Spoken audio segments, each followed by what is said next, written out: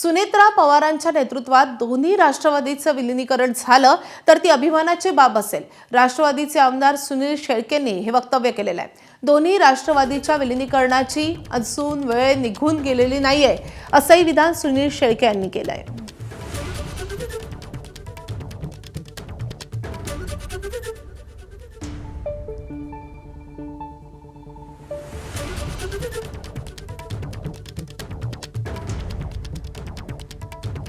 दादांच्या पश्चात राष्ट्रवादी काँग्रेस पक्षाचे राष्ट्रीय अध्यक्ष म्हणून उत्तराधिकारी म्हणून सुनेत्रा वहिनी झाल्या पाहिजे.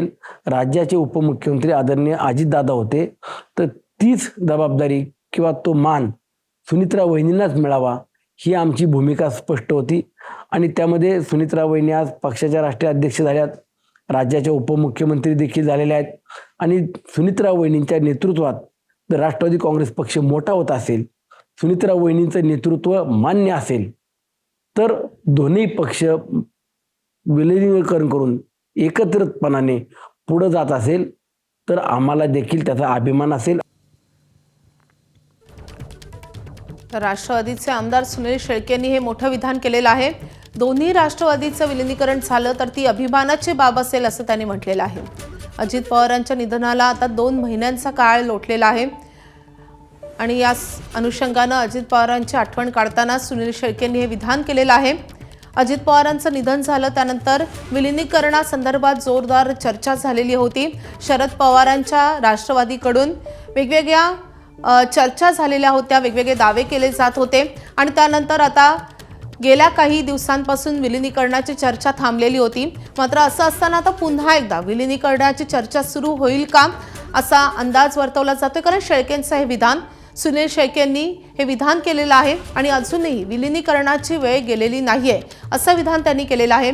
त्यामुळे आता राष्ट्रवादीची या संदर्भात काय भूमिका असणार आहे? खरंच विलीनीकरणाची अजून वेळ निघून गेलेली नाहीये का?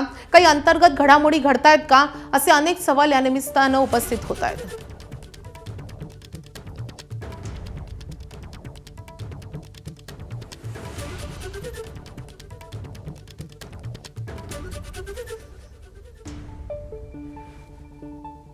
तर राष्ट्रवादीचे आमदार सुनील शेळके यांचं हे मोठं विधान आलेलं आहे.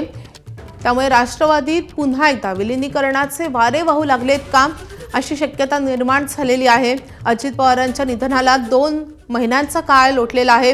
आता सुनेत्रा पवारांकडे सगळी सूत्र गेलेली आहेत. त्या उपमुख्यमंत्री आहेत, पक्षाच्या अध्यक्ष आहेत आणि त्यामुळे आता सुनेत्रा पवारांच्या कोर्टात हा सगळा चेंडू आहे. या अनुषंगानं सुनील शेळकेंचं हे विधान खूप महत्त्वाचं आहे.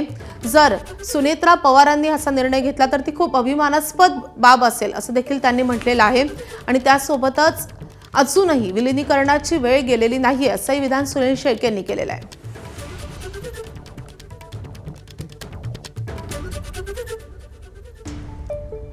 तर सुनील शेळके यांनी जे काही विधान केलेलं आहे त्या अनुषंगाने बोलण्यासाठी, भूमिका मांडण्यासाठी राष्ट्रवादीचे प्रदेशाध्यक्ष सुनील तटकरे आपल्या सोबत आहेत.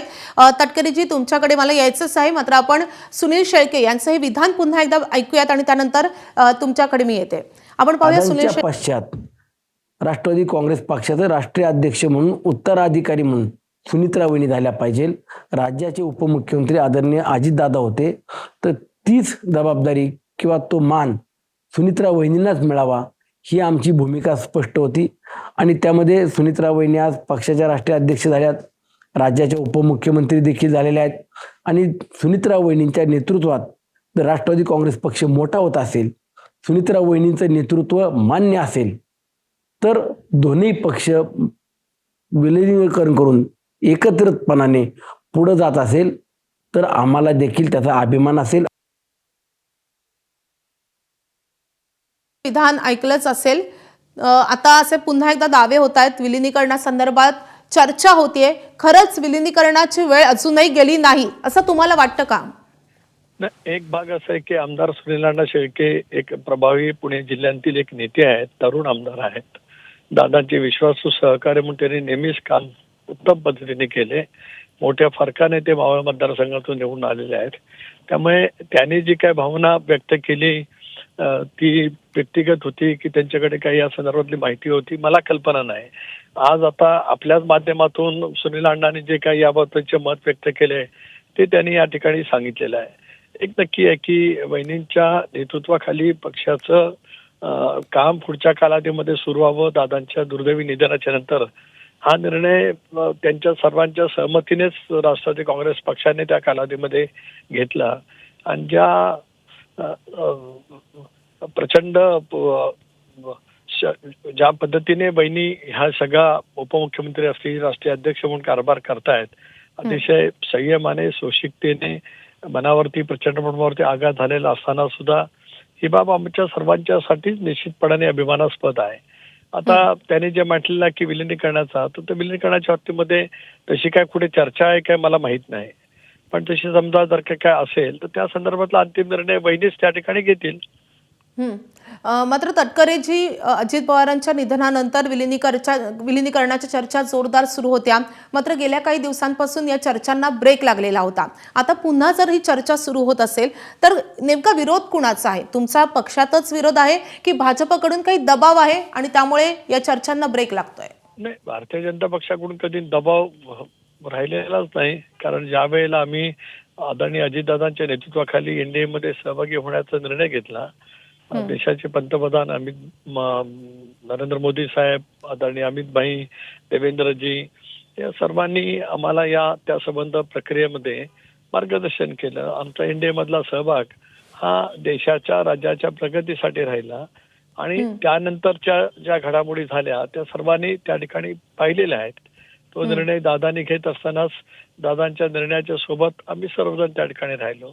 आता त्यानंतरच्या कालावधीमध्ये भारतीय जनता पक्षाने राष्ट्रवादी काँग्रेस पक्षाच्या कुठल्याच बाबतीमध्ये केव्हाच हस्तक्षेप केला नाही. या उलट भारतीय जनता पक्षाच्या केंद्रीय नेतृत्वाने, भारतीय जनता पक्षाच्या राज्य नेतृत्वाने आम्हाला नेहमीच एक मित्र पक्ष म्हणून सन्मानाने वागणूक त्या ठिकाणी दिलेली आहे. त्यामुळे त्यांचा दबाव या विषयाच्या वरती कधी नव्हताच. आता राहिला भाग पक्षांतर्गत आता आमचं कोणाचं काय म्हणणं असंच काही कारणच नाही. आणि त्याच्यामुळे या संदर्भातला निर्णय बहिणीच त्या ठिकाणी तसं असेल तर मला माहित नाही. या क्षणाला माझ्याकडे या संदर्भातली कुठलीही माहिती त्या ठिकाणी नाही. त्यामुळे मी त्याच्यावरती काही भाष्य करू इच्छित नाही. पण एक ज्येष्ठ आमदार म्हणून सुनील अण्णांनी जे काही मत व्यक्त केले त्याचा कॉन्टेक्स्ट काय आहे, त्यांना कशाच्या आधारे त्यांनी मत व्यक्त केलंय मला माहित नाही. कारण त्यांनी मुलाखत देत असताना किंवा त्यांना विचारलेल्या प्रश्नाचं उत्तर देत असताना ते म्हटलेत. मला त्याच्या बाबतीत माहिती नसल्यामुळे मी त्याच्यावरती का अधिक भाष्य करू इच्छित नाही. मात्र तटकरेजी, या मुद्द्यावर सुनेत्रा पवारांशी तुमची कधी बातचीत झाली आहे का? त्यांची या संदर्भात काय भूमिका आहे? नाही, सुरुवातीच्या कालावधीमध्ये ज्यावेळेला आम्ही निर्णय घेतला तो निर्णय त्यांच्या सहमतीनेच त्या ठिकाणी घेतला की ते उपमुख्यमंत्री असतील, राष्ट्रीय अध्यक्ष पदाची जबाबदारी असेल, या संदर्भातला निर्णय आम्ही तो घेतला. आता यानंतर या विषयाला पडदाच पूर्णपणाने पडलेला असल्यामुळे कधी माझी आणि बहिणींची आम्ही अनेक वेळेला अनेक राजकीय विषयांच्यावरती चर्चा जरूर केली, पण या विषयावरती चर्चा करण्याचा मुद्दा कधी आलाच नाही. अच्छा, आता एक थोडासा वेगळा प्रश्न आहे.